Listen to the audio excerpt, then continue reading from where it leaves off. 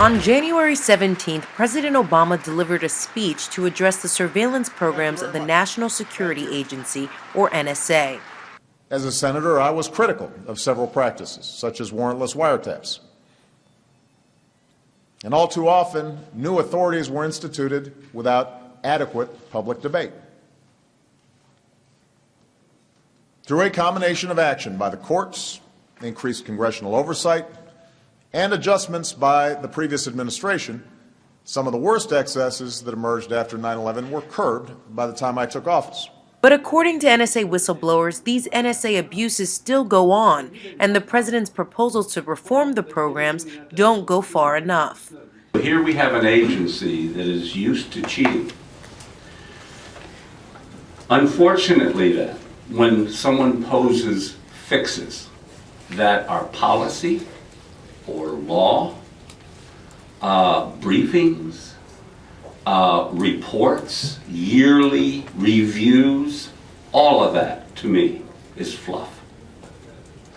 The only way anyone will ever again get the truth about what any NSA is really doing is if a specially trained group of IT people, techies, geeks, hackers, call them what you want, identify a group that wants to do this, a group that's never been in the intelligence community, hire them, give them computers and network access and the clearances to delve into NSA's databases.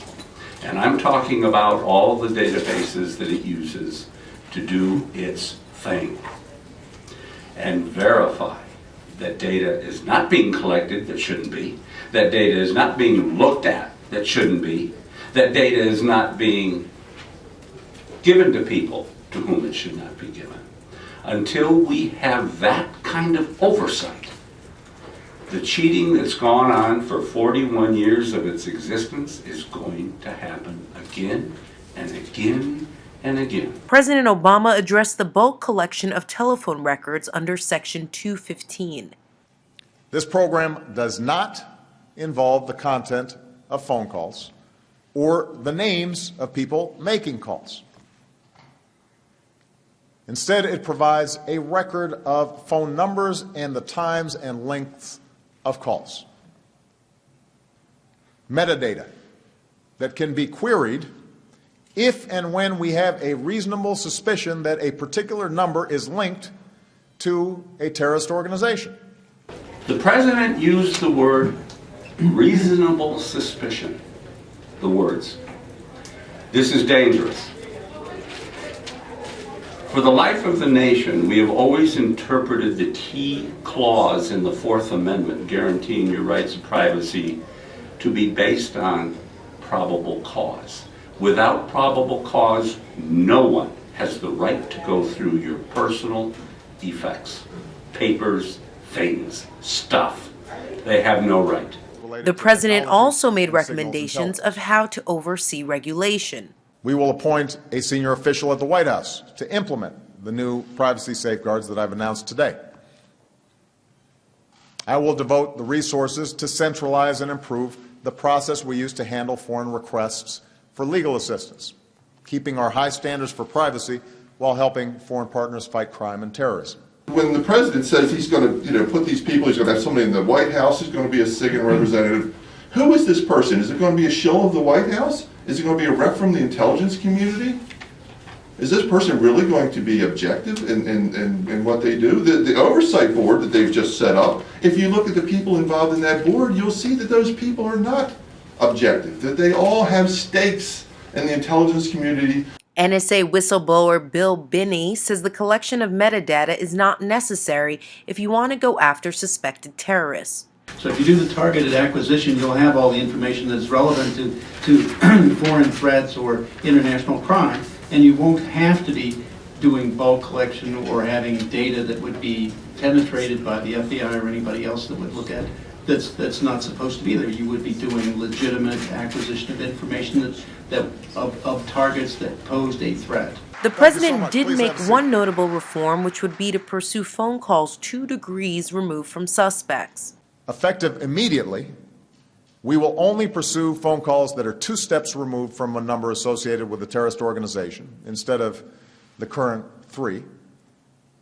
And I have directed the Attorney General to work with the Foreign Intelligence Surveillance Court so that during this transition period, the database can be queried only after a judicial finding or in the case of a true emergency. He did pick up some of our suggestions, a 2-degree approach of focusing on that, but you're still maintaining the bulk collection. If you do that 2-degree, it's one of the principles, one of the parts of it, to do the targeted approach, then you don't need to collect the bulk. You don't need the rest of that. You don't need to maintain those large databases to store all this material. You don't have to hire all those contractors to manage it, and it saves you a lot of money and effort in the long run. But the other thing also that I thought he should go for, and we will make this recommendation again, is he needs to include into this process privacy protections for U.S. citizens if they are pulled into this database, even in a targeted approach. And you do that by encrypting all of their attributes so you can't tell who they are, so that the FBI or CIA or any DEA or any law enforcement agency can't come into that database and go after individuals. President Obama also addressed the issue of spying on foreign leaders. Our intelligence agencies will continue to gather information about the intentions of governments, as opposed to ordinary citizens, around the world, in the same way that the intelligence services of every other nation does. The president said no more spying on foreign leaders, and yet at some point, if you remember, he said we reserve the right to look at all nations' intentions. Now, what's intentions? Does that include foreign leaders? So there's some clarity that has to be sought on that specific issue.